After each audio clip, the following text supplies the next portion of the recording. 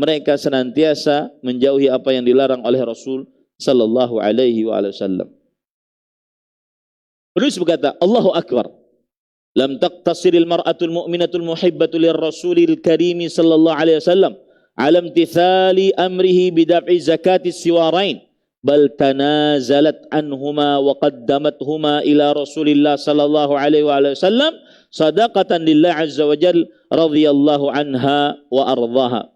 Allahu Akbar. Seorang perempuan beriman yang sangat mencintai Rasul yang mulia Nabi Muhammad SAW tidak cukup hanya dengan mengerjakan perintah beliau. Apa perintahnya sebenarnya?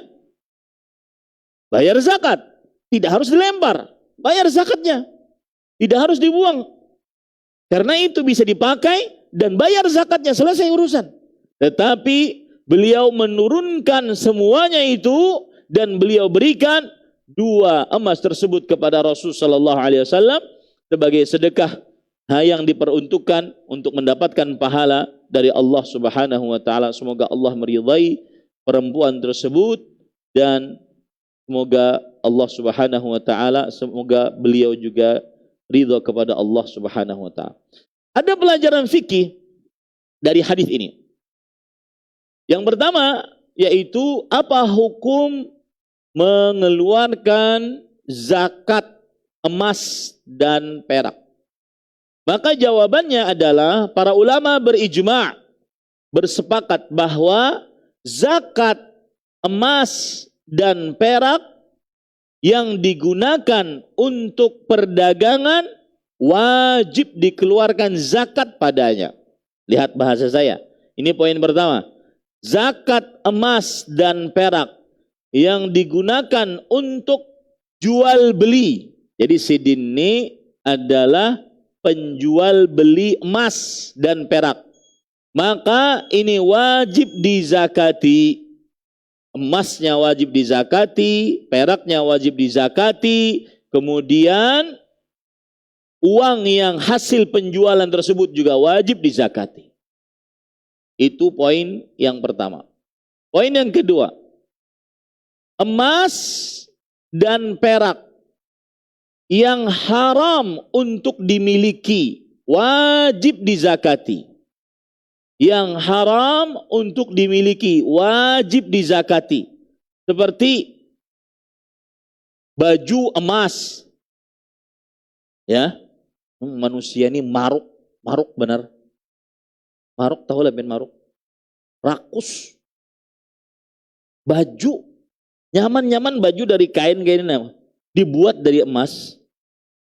Ya. Mobil emas. Kemudian gelas emas, piring emas, kemudian sendok emas, garpu emas, celana dalam emas. Muyak dulu. Ya, itu wajib dizakati.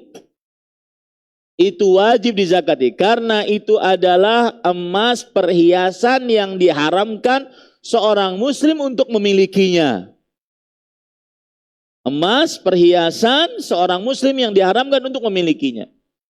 Kemudian yang ketiga, para ulama bersepakat bahwa batu-batu yang berharga selain emas dan perak tidak ada zakatnya. Mau batu jamrud, batu yakut, batu apa yang paling larang? Tukang batu mana sini? Hah? Batu apa? Berlian, batu berlian. Selama dia tidak digunakan untuk jual beli, bukan komoditi. Komoditi itu bahan-bahan. Bukan komoditi perdagangan, maka tidak wajib zakat padanya. 3 poin. Yang keempat, yang terjadi perselisihan di antara para ulama dari mulai semenjak dahulu antara jumhur mazhab Maliki, Syafi'i dan Hambali dengan mazhab Hanafi.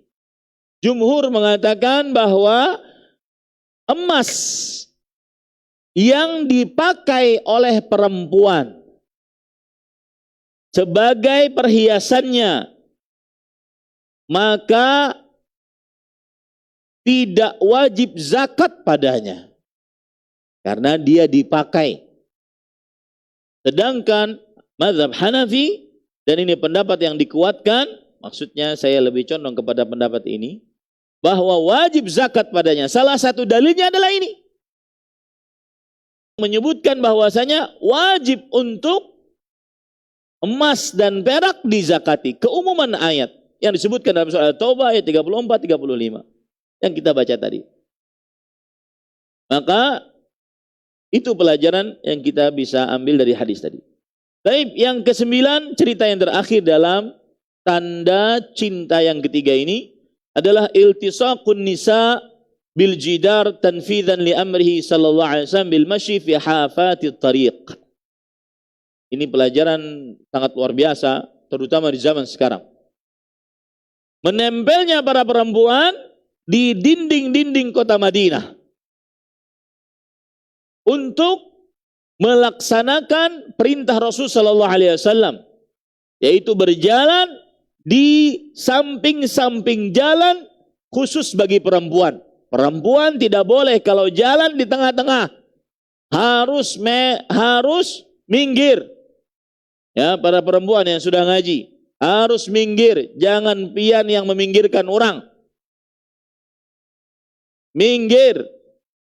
Ya, ini bukan untuk merendahkan perempuan, tetapi ini syariat Rasul dan pasti di dalamnya ada faidah dunia sebelum akhirat. Dan permasalahan ini sangat penting di zaman sekarang. Bahkan saya sampai pesan kepada beberapa pengajian-pengajian perempuan yang waktu COVID online, dan mereka adalah komunitas-komunitas hijab, cadar. Saya katakan, wahai saudari-saudari muslimah, jika kalian memang masih eksis untuk menegakkan syariat, bercadar, berjilbab yang benar, maka adakan kajian. Undang ustadz yang followersnya jutaan-jutaan itu, yang perkataannya membuat orang-orang kembali, para wanita muslimah kembali untuk memperhatikan jilbabnya dan cadarnya.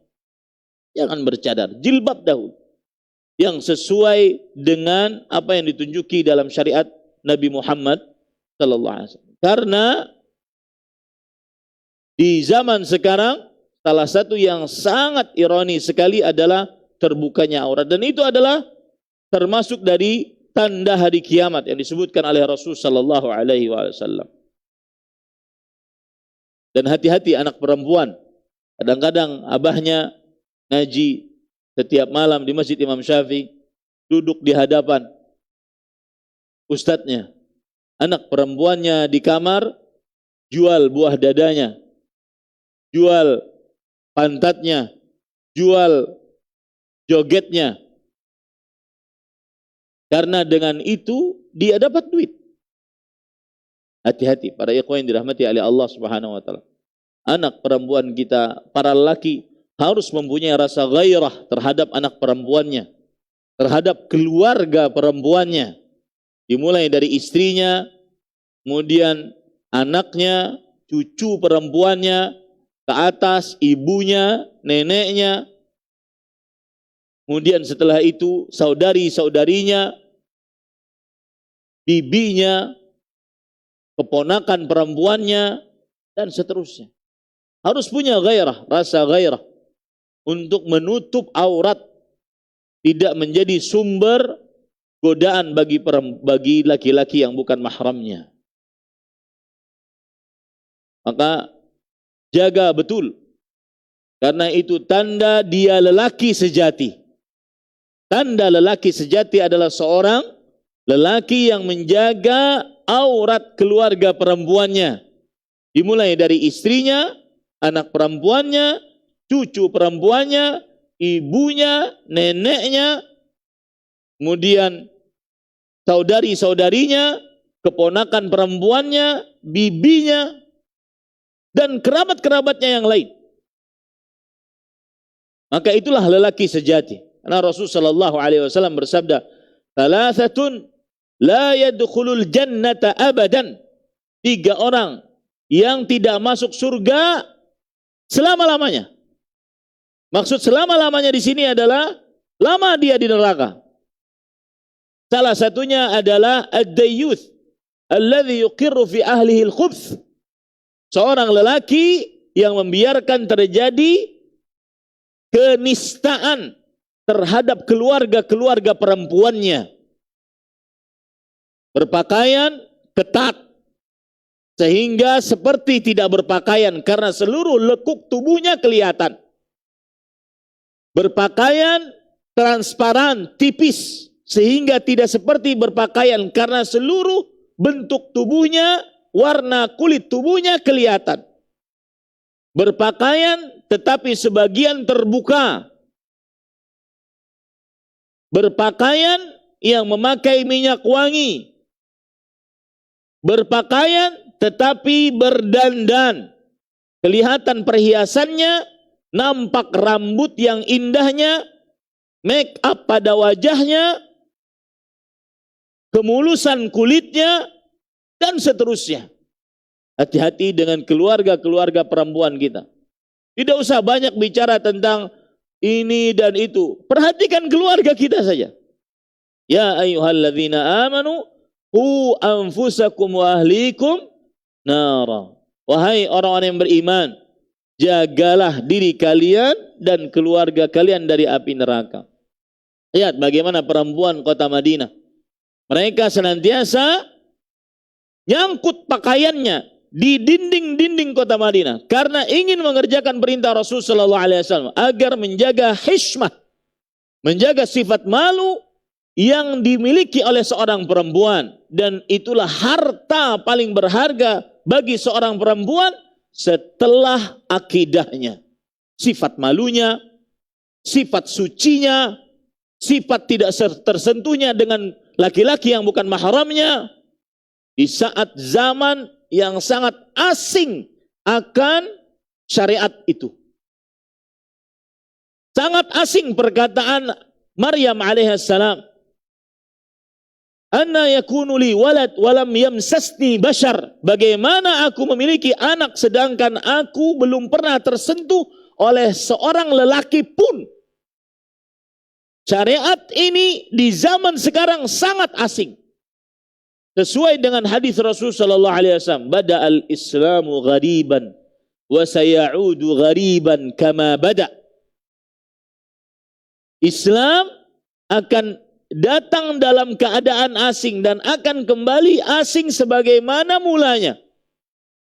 Di saat zaman seorang perempuan acil-acil, la haula wala quwwata, berjoget tidak malu-malunya, baik di media sosial atau di dunia nyata. Yang paling pertama kali ulun pribadi pikirkan, ini lakinya mana? Keluarga perempuannya mana? Dan itu bukan kebudayaan orang Indonesia. Jadi jangan bawa-bawa kebudayaan tentang hal itu. Ini para ikhwan yang dirahmati Allah. Saya fokuskan kepada jamaah saya. Hati-hati keluarga perempuanmu. Lihat di kamar dia ngapain. Terutama sudah memiliki kamar sendiri. Ingin makan tinggal pesan online. Di dalam kamar ada kamar mandi. Tidak pernah keluar. Oke lah saat sekolah mungkin dia pakai jilbab. Tetapi ketika di dalam kamar dia jual diri. Ini yang disebut oleh anak-anak muda di zaman sekarang.